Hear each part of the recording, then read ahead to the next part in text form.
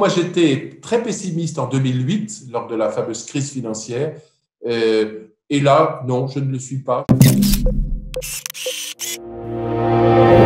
Je m'appelle François Mortegoutte et je dirige la société Les Maçons Parisiens depuis maintenant 30 ans. On est uniquement en Île-de-France et nous avons entre 25 et 30 opérations, entre celles qui démarrent, celles qui sont en cours, celles qui se terminent. Plutôt des opérations importantes. Alors, nous reprenons avec toute l'organisation sanitaire. L'exploitation des chantiers sera tout de même différente. Le rythme des chantiers sera sans doute un peu ralenti. Mais effectivement, nous allons reprendre l'exploitation là où nous l'avions laissé le 17 mars.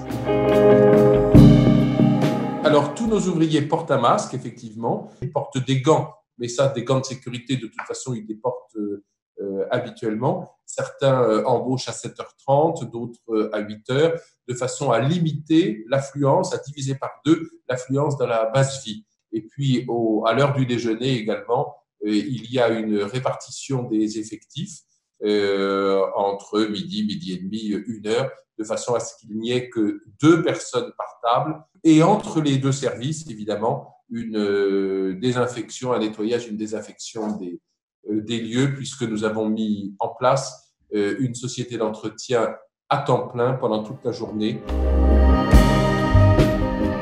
Ce qui m'a été remonté, c'est que les ouvriers redoutent surtout les transports en commun, parce que nos opérations se situent dans la région parisienne et ils viennent tous en transport en commun. Donc, je pense que effectivement, on va leur fournir des masques pour prendre les transports en commun. Certains vont sans doute également venir en voiture particulière. Non, tout ce qui est équipement liés au Covid-19 ont été en fait disponibles fin avril. Nous avons reçu les masques la dernière semaine d'avril et également toutes les bouteilles de gel. Donc non, ça a été difficile et long.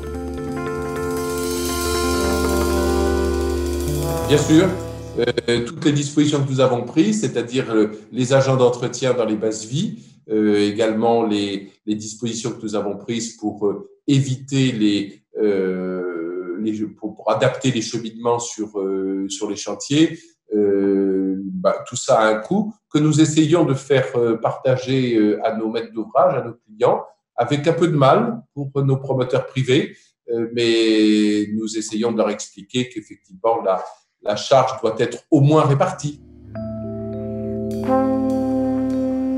Autant nous avons tous quelques commentaires à faire sur la gestion sanitaire de cette épidémie, autant sur la gestion économique, je crois que toutes les mesures qui ont été prises ont été extrêmement positives et ont beaucoup aidé les entreprises. En ce qui nous concerne, nous avons donc été éligibles au chômage partiel et dès la fin avril, nous étions remboursés par l'État des salaires versés en mars au titre du chômage partiel. Donc, c'est un système qui fonctionne extrêmement bien et ça a énormément soulagé les entreprises. Il faut aussi ajouter l'aide qui est sur le plan financier, qui est venue de la part de la Banque centrale européenne via toutes les banques et organisée et surveillée par la Banque de France, avec les fameux prêts garantis par l'État qui ont été tout à fait remarquables, mis à disposition extrêmement rapidement.